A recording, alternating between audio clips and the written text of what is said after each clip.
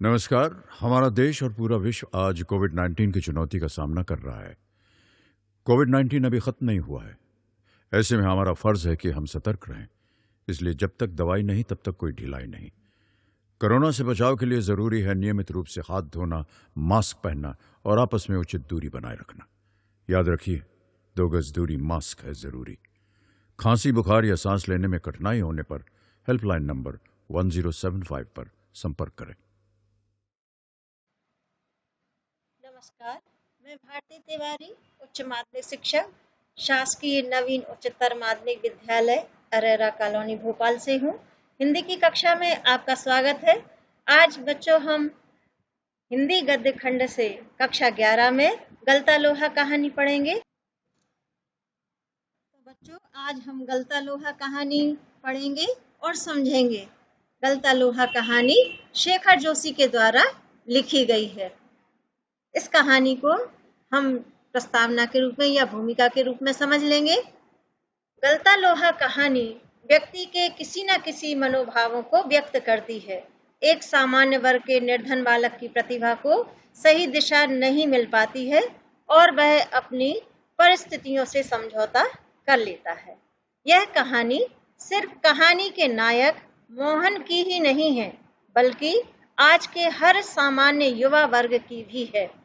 निर्धनता, विवशता, साधनों की कमी, परिस्थितियां उसे उस मनोदशा तक पहुंचा देती हैं कि स्वयं का जातीय अभिमान प्रतीकात्मक और यथार्थ को वह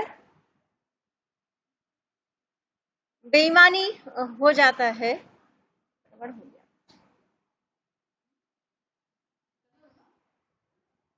उसका जातीय अभिमान बेईमानी हो जाता है। इस कहानी के अंदर प्रतीकात्मकता है, यथार्थता है।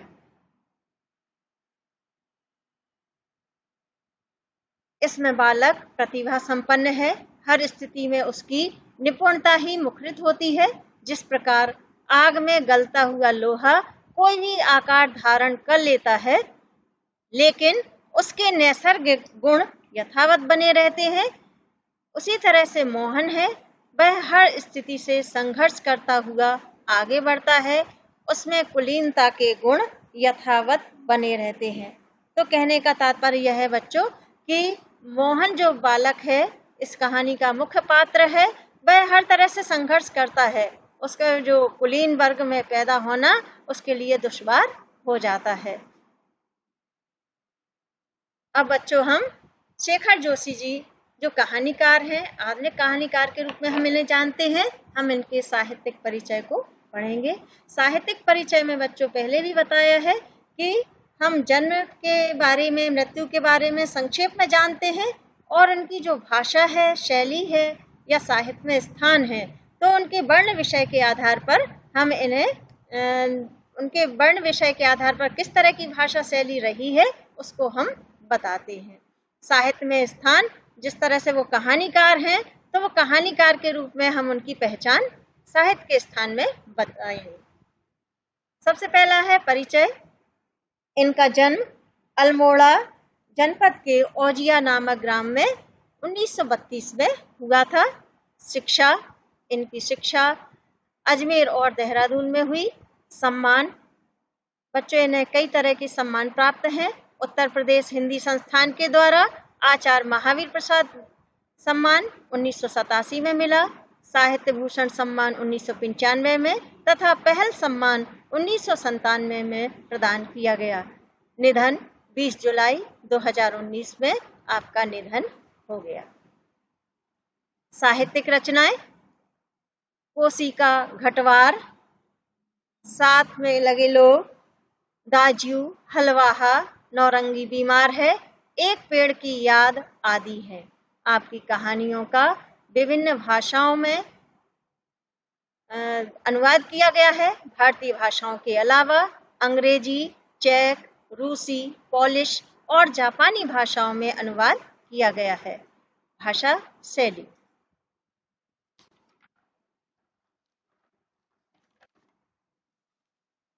इनकी कहानियां नई कहानी आंदोलन के प्रगतिशील पक्ष का प्रतिनिधित्व करती हैं तथा यथार्थ के अत्यंत निकट हैं।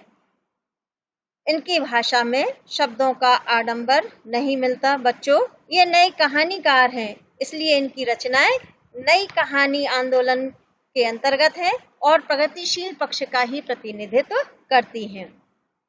इनकी भाषा सीधी, सपाट और सहज है, जो निम्न और मध्यम वर्ग का प्रतिनिधित्व करती है। इनकी शैली वर्णनात्मक है, व्यंग्यात्मक है, विवरणात्मक है तथा साथ ही साथ भावात्मकता भी इनकी शैली की विशेषता है। इनकी कहानियों में व्यंग्यात्मकता का तो अभाव है, परंतु समाज के बनावटीपन पर इनका अप्रत्यक्ष व्यंग्य भी है। अब आता है साहित्य में स्थान। हिंदी साहित्य के नई कहानी आंदोलन के बीच उभरी प्रतिभाओं में शेखर जोशी का महत्वपूर्ण स्थान है। इनकी कहानियां नई कहानियों का ही प्रतिनिधित्व करती हैं। अब बच्चों आता है गलता लोहा कहानी का पाठसार। हम इसे निम्न बिंदुओं के आधार पर समझेंगे और कहानी का कथानक जो है हम संक्षेप में जान लेंगे।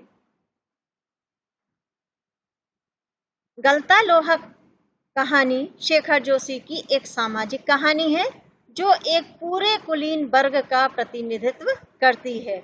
एक सामान्य पुरोहित परिवार जिसका भरण पोषण बहुत मुश्किल से होता है, जहां सुविधाओं का अभाव है किंतु प्रतिभा की कोई कमी नहीं है।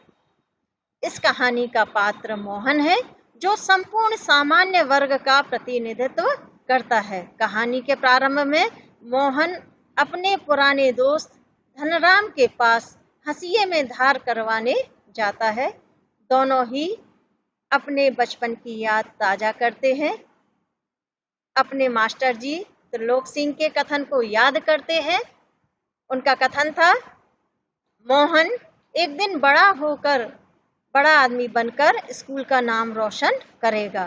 दोनों मास्टर जी की डंडी को भी याद करते हैं। धनराम से मास्टर जी ने कहा था, तेरे दिमाग में तो लोहा भरा है रे, विद्या का ताप कहाँ लगेगा इसमें। तो इस तरह से दोनों ही बच्चे, दोनों ही दोस्त, दोनों ही मित्र अपने बचपन की यादें ताजा करते हैं। इस तरह से कहानी का प्रारंभ होता है और कहानी आगे बढ़ती है। मोहन प्रारंभ से ही कुशाग्र बुद्धि का था। धनराम पढ़ने में कमजोर था। आने वाले समय में तो धनराम को अपनी पैतृक विरासत में ही संभालनी थी, अतः वह तीसरे दर्जे तक ही पढ़कर रह गया। मोहन को प्राइमरी स्कूल के बाद पढ़ने के लिए नदी पार करके 4 मील जाना होता था और मोहन के पिता बंशीधर उसके भविष्य को लेकर चिंतित हो जाते हैं।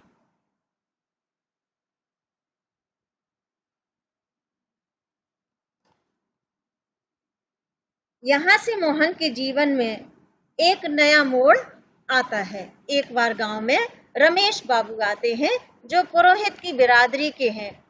अर्थात मोहन के पिता और रमेश बाबू दोनों ही एक ही जाति के हैं और जाति का संबंध है। वो मोहन के गांव में आते हैं, मोहन को अपने साथ लखनऊ पढ़ाने के लिए ले जाते हैं। इधर बंशीधर मोहन की पढ़ाई लिखाई की तरफ से बेफिक्र हो जाते हैं। यहाँ से मोहन के जीवन का नया अध्याय शुरू हो जाता है।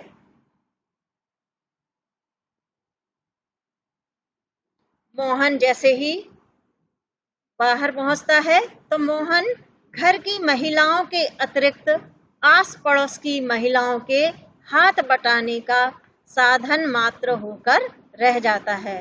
रमेश बाबू संपन्न थे और मोहन गरीब पुरोहित का बेटा था, अतः उसकी हैसियत नौकर के अतिरिक्त कुछ भी नहीं थी। मोहन रमेश की मानसिकता को समझता है और वह परिस्थितियों से समझौता कर लेता है और साधारण स्कूल में शिक्षा ग्रहण करता है। अगले पैराग्राफ में हम बताएंगे कि पहले वह घर और स्कूल में व्यस्त रहता है। उसे 2-3 वर्ष बीत जाते हैं और कुछ कमाई के उद्देश्य से किसी कारखाने में मोहन काम करने लगता है। रमेश यहाँ बंशीधर से हमेशा झूठ बोलते थे कि वह सेक्रेटेरिएट में यानी सचिवालय में नियुक्त हो गया है। मोहन अपने गांव लौट चुका है और वह हंसिए में धार करवाने अपने बचपन के मित्र धनराम के यहाँ आता है। मोहन लोहे की छड़ को आग में पिघलाकर गोल करने का प्रयास करता है और असफल भी हो जाता है। फिर मोहन दूसरे एंगल से छड़ को पकड़ता है। धनराम उस पर नपी तुली चोट करता है और छड़ को गोलाई में बदल देता है। दोनों के बीच में, दोस्तों के बीच में कोई स्पर्धा नहीं थी और ना ही कोई जीत हार का भाव था। बचपन से ही मोहन प्रतिभा संपन्न और कुशाग्र बुद्धि का बालक था। कहानी के अंत में भी मोहन अपनी बहुमुखी प्रतिभा का ही परिचय देता है। तो बच्चों, आप समझे होंगे कि मोहन अपनी परिस्थितियों से लड़ता है।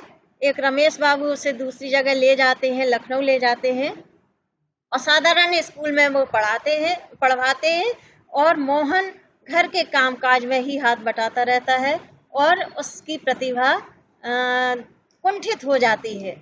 यानी उसकी सही परिस्थितियां ना होने के कारण, कोई साधन संपन्न ना होने के कारण उसकी बुद्धि और योग्यता कुंठित होकर रह जाती है और वह कुछ शिक्षा दीक्षा अपने हिसाब से प्राप्त करता है।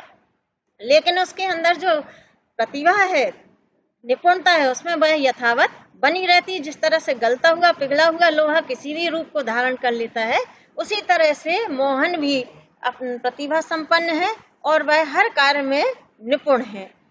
जब वह धनराम की सहायता करता है एक छड़ को गोल करने में, तो वह सही एंगल से पकड़ता है और धनराम उस पर चोट करता है और गोलाई में छड़ हो जाती है। इस तरह से ये कहानी संक्षेप में बच्चों आपने सुनी। अब हम आगे इसके पाठ के अंतर्गत आए हुए शब्दों के अर्थ को जानेंगे। पहला दिया है निहाई, एक प्रकार का लोहे का टुकड़ा जिस पर लोहे को पीटा जाता है, यानी जिस पर रख के हम लोहे को सीधा करते हैं, वह टुकड़ा। अनायास, बिना प्रयास के या अचानक। अनुगूंज, प्रतिध्वनि। निष्ठा, श्रद्धा, विश्वास। रुद्रीपाठ, शंकर जी की आराधना। धौंकनी, आग दहकाने के लिए बांस की नली। संटी, पतली डंडी। तो बच्चों, पाठ्य पुस्तक के अंतर्गत जो प्रश्नोत्तर दिए गए हैं, पहले हम उन्हें देखेंगे और समझेंगे और बच्चों अपनी पुस्तक, कॉपी, कलम निकालकर इन प्रश्नों के उत्तर भी लिखेंगे। पहला प्रश्न दिया है, धनराम मोहन को अपना प्रतिद्वंदी क्यों नहीं समझता था? उत्तर है, धनराम नीची जाति का लोहार परिवार का बालक था, जबकि मोहन ऊंची जाति का कुलीन ब्राह्मण परिवार से था। धनराम जानता था कि वह निम्न जाति का है और आगे चलकर उसे लोहार का ही काम करना है। वैसे भी उसका पढ़ाई में मन नहीं था। मास्टर त्रिलोक सिंह मोहन की तारीफ करते थे और कहते थे कि मोहन स्कूल का नाम रोशन करेगा। इन सब बातों से धनराम स्वयं से मोहन को श्रेष्ठ मानता था, इसलिए वह प्रतिस्पर्धा नहीं रखता था। दूसरा प्रश्न है, मोहन के लखनऊ आने के बाद के समय को लेखक ने उसके जीवन का नया अध्याय क्यों कहा? उत्तर है, मोहन पढ़ाई के लिए अपने गांव से दूर एक नई उम्मीद के साथ शहर गया था। उसको लखनऊ में रमेश के घर में एकदम बदले हुए तेवर दिखाई दिए। जीवन को उसको स्वीकार भी करना पड़ा। गांव में पढ़ाई लिखाई की कोई सुविधा नहीं थी, लेकिन जब वह उसके सामने नए रास्ते खुले तो वह बहुत ही संघर्षमय थे। वह रमेश के घर नौकर बनने पर विवश हो गया था।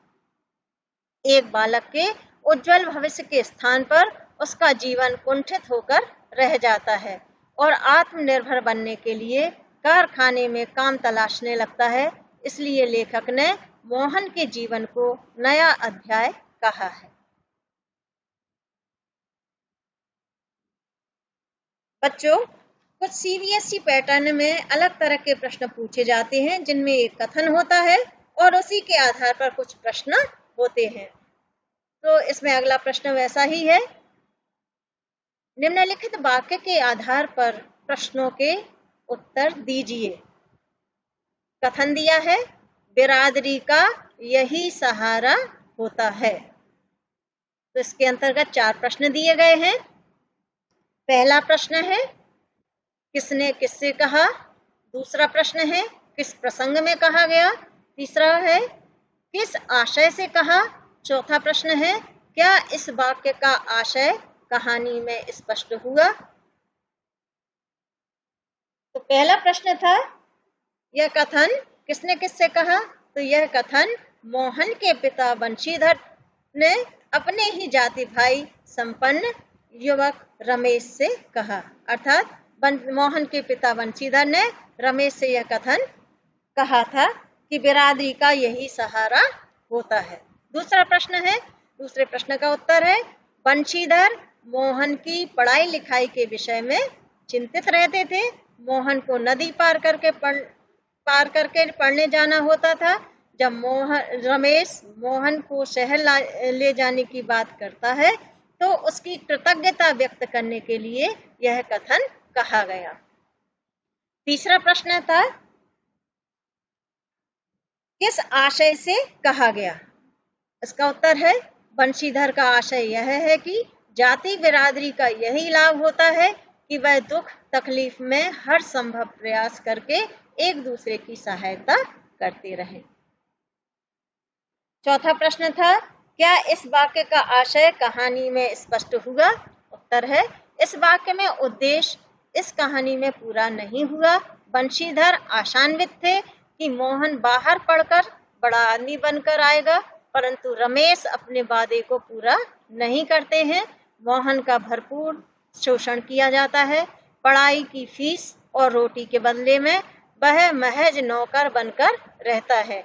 ऐसा व्यवहार बिरादरी को सहारा देना नहीं है, बल्कि बिरादरी के नाम पर शोषण करना है। अगला प्रश्न है, पाठ में काट छांट कर जैसे कई संयुक्त क्रिया शब्दों का प्रयोग हुआ है। कोई 5 शब्द पाठ में से चुनकर लिखिए और वाक्य में प्रयोग कीजिए। पहला दिया है, खा पी कर। तो बच्चों, इसमें हमें 2 वाक्य बनाने हैं और खा पी कर शब्द का प्रयोग करना है। पहला है, हम लोग खा पी कर खेलने चले गए। दूसरा वाक्य बनेगा, मोहन सुबह खा पी कर स्कूल जाता है। दूसरा वाक्य दिया है, उठा पटक। पहला वाक्य बनाएंगे, मास्टर जी के आते ही बच्चे उठा पटक करना बंद कर देते हैं। दूसरा वाक्य है, पापा ने बच्चों से कहा कि ज्यादा उठा पटक मत करो, शांत बैठो। तीसरा शब्द है उलट पुलट। इसमें वाक्य बनेगा, धनराम लोहे की छड़ को आग में उलट पलट रहा था। अगला वाक्य है, चोरों ने घर के सारे सामान को उलट पलट कर रख दिया था। अगला शब्द है पढ़ लिख कर। इसमें वाक्य है, बंशीधर को आशा थी कि मोहन पढ़ लिख कर गरीबी मिटा देगा।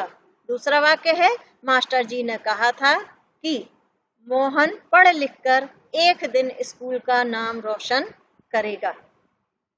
पांचवा शब्द है थका मांदा। वाक्य बनाएंगे, थके मांदे व्यक्ति को नींद जल्दी आती है। दूसरा वाक्य है, जब मोहन थका मांदा घर पहुंचता था तो उसके पिता उसका उत्साह बढ़ाने के लिए पुराणों की कथाएं सुनाते थे। तो इस तरह से बच्चों कुछ वाक्य और शब्द दिए थे जो हम पाठ्य पुस्तक में से हमें छांटने हैं और इसी तरह के वाक्य बनाने के लिए आते हैं, उसे हम बनाएंगे। अगला प्रश्न है, गलता लोहा कहानी में चित्रित सामाजिक परिस्थितियों पर प्रकाश डालिए, अथवा इसे इस तरह से पूछ सकते हैं, कहानी का मूल उद्देश्य अथवा शीर्षक की सार्थकता पर प्रकाश डालिए। उत्तर है, पहला उद्देश्य, शेखर जोशी की कहानी वर्तमान सामाजिक परिस्थितियों को उभारती है। समाज के अंदर जातिगत संकोच, भेदभाव की वृत्तियां आज भी हैं। आधुनिक समय में हम जातिगत भेदभाव को समाप्त करने की बात अवश्य करते हैं, पर जातीय स्वाभिमान हर व्यक्ति के अंदर है। कहानी में धनराम और मोहन उच्च जाति और एवं निम्न जाति का प्रतिनिधित्व करते हैं, वैसी ही सोच भी रखते हैं। इसी संकीर्णता के कारण उच्च जाति वर्ग द्वारा निम्न जाति वर्ग से ज्यादा संबंध नहीं रखे जाते हैं, लेकिन कहानी के अंत में मोहन जातिगत भेदों को मिटाने का प्रयास करता है। दूसरा उद्देश्य यह है कि आज का सामान्य वर्ग प्रतिभा संपन्न होने पर भी पिछड़ रहा है। उसकी गरीबी, उसकी विवशता उसका मार्ग रोक देती है। शासन प्रशासन द्वारा भी उच्च जाति के नाम पर कोई सहायता नहीं मिलती है। कुशाग्र बुद्धि तथा प्रतिभावान होने के बाद भी वह निराश है, कुंठित है। गलता लोहा और बालक में समानता की गई है। जिस प्रकार लोहे को आग में गलाकर उसे मनचाहे सांचे में ढालकर वस्तुएं निर्मित की जा सकती हैं, परंतु अंत में लोहा अपना गुण, जो उसका नैसर्गिक गुण है, सख्त रहना नहीं छोड़ता है। उसी प्रकार बालक का मन है, लेकिन उसके वास्तविक गुण अवश्य उभर कर आते हैं। गलता लोहा कहानी में मोहन कुलीन वर्ग का प्रतिनिधित्व करता है। अपनी शिक्षा दीक्षा के लिए सेवक बनता है, लेकिन उसमें प्रतिभा प्रारंभ से अंत तक बनी रहती है। कहानी के अंत में अपनी निपुणता दिखाकर छड़ को गोल करने में धनराम की भी सहायता करता है और अपनी प्रतिभा तथा कुशाग्र बुद्धि को सिद्ध करता है। प्रश्न नंबर 6 है, गलता लोहा कहानी के आधार पर मोहन का चरित्र चित्रण कीजिए। उत्तर है, मोहन के चरित्र की विशेषताएं इस प्रकार हैं। नंबर 1, प्रतिभावान। मोहन प्रतिभावान छात्र है। वह तीव्र और कुशाग्र बुद्धि का बालक है। पढ़ाई लिखाई में अव्वल दर्जे का होने के साथ साथ अच्छा गायक भी है। त्रिलोक सिंह मास्टर जी कहा करते थे, मोहन एक दिन बहुत बड़ा आदमी बनकर स्कूल का नाम रोशन करेगा। दूसरी विशेषता है कुलीन व निर्धन। मोहन उच्च जाति में जन्मा कुलीन निर्धन ब्राह्मण का पुत्र है, लेकिन उसमें संस्कारों की कोई कमी नहीं है। उसमें उच्च कुल होने का अभिमान भी नहीं है। हर संभव सबका हाथ बटाता है। नंबर 3, संघर्षशील।